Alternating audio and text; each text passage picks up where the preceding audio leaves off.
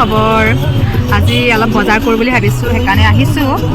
গাড়ীৰ ভিতৰতে এটা বোলো ভিডিঅ' বনাই লওঁ তাৰপিছত কি কিনো কি বজাৰ কৰিবলৈ আহিছোঁ অকণমান আপোনালোকক দেখাই থাকিম চাবচোন দেই এতিয়া জামত ফচি আছোঁ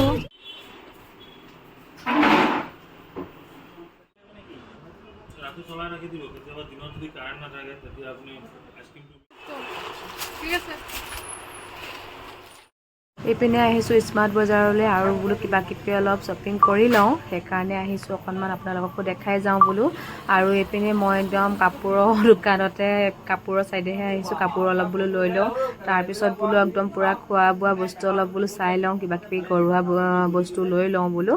চাই থাককচোন দেই ভিডিঅ'টো বজাৰ কৰি হৈ গ'ল একদম ভাগৰ লাগি গৈছেগৈ কিবা কিবি কিনিলোঁ দেখাম কি কিনিলোঁ তাৰপিছত এতিয়া আৰু আহি আছোঁ মানুহজনে গাড়ীত তেল ভৰাইছে তাৰপিছত মই আহি আছোঁ আৰু এতিয়া একদম ভোকো লাগি গৈছে কি কিনিলোঁ অকণমান দেখাম চাবচোন দেই আৰু কেনেকুৱা লাগিছে ক'ব কালি দেখিছিলে মই বজাৰলৈ গৈছিলোঁ আৰু কি কিনিছিলোঁ আপোনালোকক ভালকৈ দেখুওৱা নহ'লে আজি ভাবিছোঁ অকণমান দেখাওঁ কি কিনিলোঁ